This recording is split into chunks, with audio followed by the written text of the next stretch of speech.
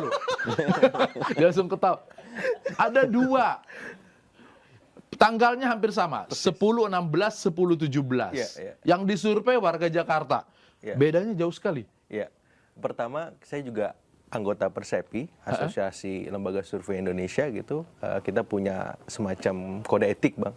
Jadi nanti RSI sama Poltreking akan dipanggil ke Komisi Etik untuk mempertanggungjawabkan hasil survei mereka. Itu karena beda. Karena beda Kalau ekstrim. kita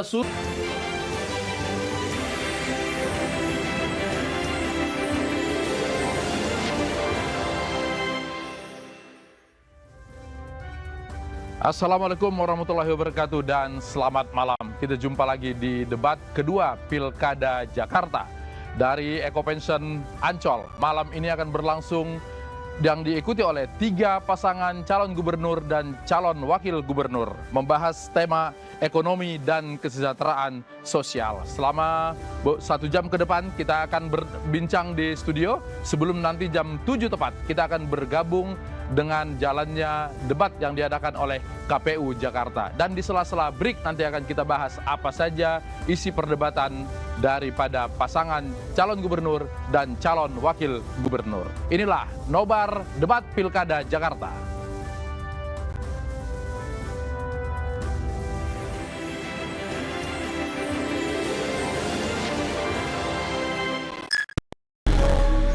New Honda Stylo 160. Matic 160cc premium fashionable pertama di Indonesia.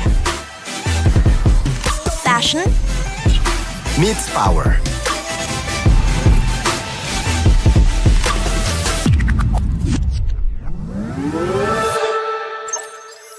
Bergerak lebih berkelas.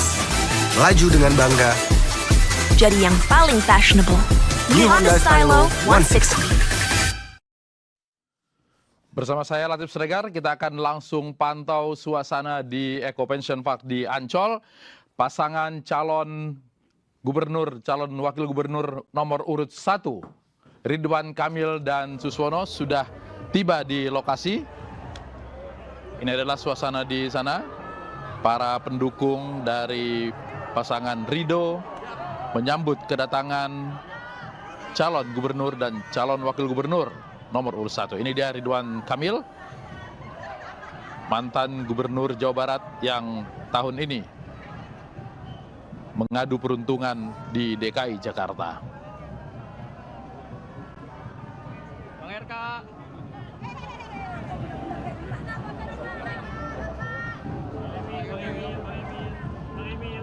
Ya, baik. Di studio di Ainus Tower saya tidak sendirian, sudah hadir juga juru bicara pasangan Rido, Billy Mambrasar. Selamat malam, Kakak Billy. Selamat malam, Bang. Ya, kemudian nomor 2 masih kita tunggu, katanya sudah di jalan. Nomor urut 3 ada Mas Nomo Sarnomo Adi Nugraha dari pasangan Pramono Anung Rano Karno. Selamat malam, Mas Nomo. Selamat malam, Bang.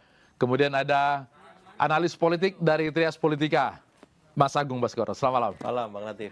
Dan di studio juga kita kehadiran para pendukung dari pasangan calon.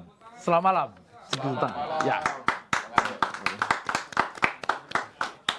Ya, saya ke Mas Billy dulu.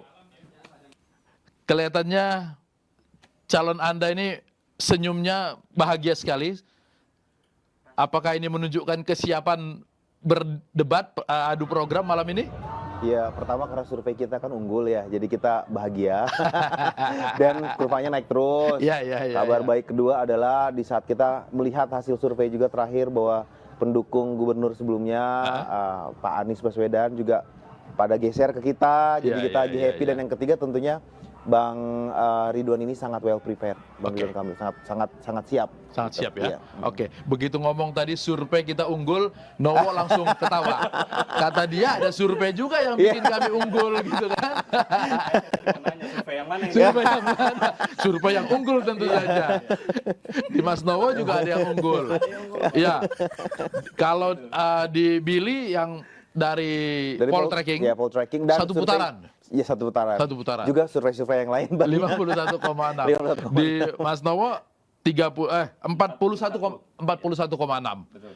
Unggul sekitar 3 angka ya. 3 angka. Ya.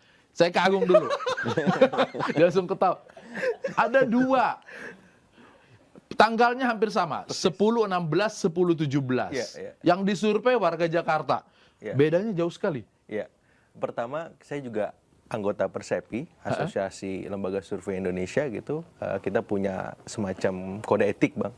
Jadi nanti LSI sama Poltreking akan dipanggil ke Komisi Etik untuk mempertanggungjawabkan hasil survei mereka. Itu karena beda. Karena beda Kalau ekstrim. kita survei, tapi misalnya kayak waktu Pilpres, semua orang mengunggulkan Prabowo, itu nggak akan dipanggil.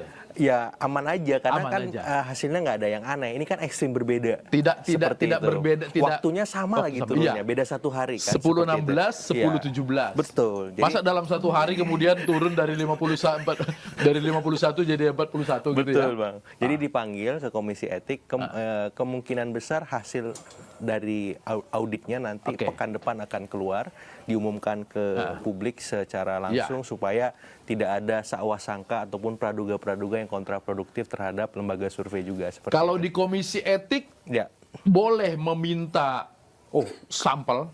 Boleh karena mereka anggota kan, LSI Poltreking anggota kayak saya, Tes Politika Strategis anggota ya wajib ketika kita survei bermasalah harus siap dipanggil, siap mempertanggungjawabkan metode, samplingnya, semua raw data seperti itu, Bang. Oke, tapi kalau Anda sebagai analis melihat bahwa kenaikan suaranya Mas Pram itu cukup signifikan. Ketika diumumkan elektabilitasnya di bawah 1. Iya, iya. Tiba-tiba sekarang sudah melonjak. Ya, kalau saya kan patokannya sebenarnya adalah data tren, Bang. Data trennya memang Mas Pram itu konsisten naik. Nah, data tren Kang RK itu konsisten naik di awal, tapi makin ke sini fluktuatif. Seperti itu. Jadi kalau ditanya mana hasil survei yang paling pas, saya akan menunggu komite etik. Dan pesan saya kedua paslon yang diunggulkan masing-masing lembaga survei tadi, berjuang sampai akhir. Karena Jakarta itu mudah berubah, karena informasi yang mereka terima begitu deras, dan sekali waktu memang bisa saja siapapun menjadi unggul. Jadi semuanya harus ekstra seperti itu. Mas Nowo, boleh tahu nggak, lembaga survei LSI itu konsultan atau hanya sekedar surveyor? Pastinya bukan dong, Pak. Bukan konsultannya di 03? Ya, bukan. Bukan. Karena pastinya lembaga survei ini kan sifatnya independen ya, Bang Latif. Jadi ya pastinya kita percayalah dengan kredibilitas hasil survei tersebut gitu. Kurang lebihnya seperti itu, Bang. Kalau melihat track record keduanya selama ini adalah orang yang memberikan survei tanpa ada cacat sebetulnya ya. Ya, nanti kita lihat. Oke, calon nomor juru bicara nomor 2 juga sudah bergabung ke sini.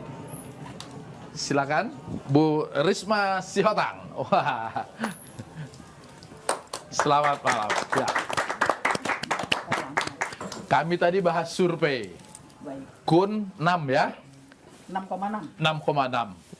Aku lihat soalnya. 6,6. Nugroho. Tapi Agung Baskoro. Iya. Saya pantau dia. 6,6. Tapi lumayan ya. Dari awal mulai ke 6,6 lumayan terjadi peningkatan. Ya, Kalau lumayan. Poltreking 3,9, Bang. 3,9. Yang 6,6 ada di LSI. Iya, LSI. Kalau Presiden Netizen, Iya. dia 41%. Di berapa? 41%. Di lembaga apa? Presiden Netizen.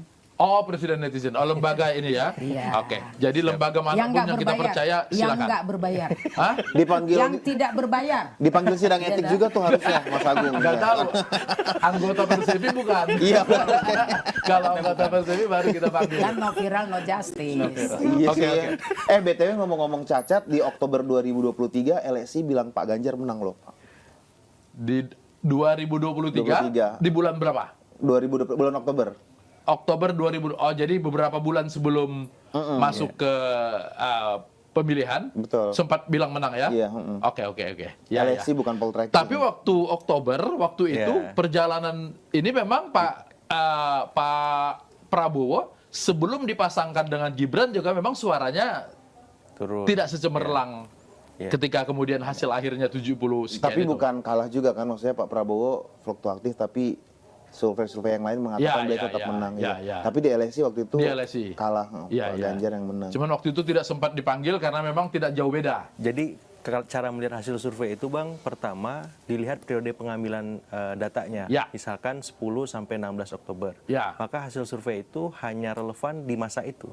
Nah, jadi ketika misalkan Ganjar misalkan naik, kemudian Pak Prabowo masih turun, melihatnya kapan data itu diambil. Misalkan Oktober berarti ya survei itu hanya berlaku di masa itu saja. Ada situasi-situasi tertentu yang kemudian mendukung hasil itu ya. Jadi bukan ditarik jauh ke periode waktu yang lain gitu. Kalau ini periodenya juga hampir sama, harusnya tidak berbeda.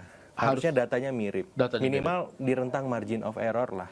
Plus minus 3% misalkan. Atau plus minus 2,5% seperti itu. Jadi biasnya nggak terlalu jauh, tapi ini kan biasnya lumayan di atas 2-3 kali margin of error.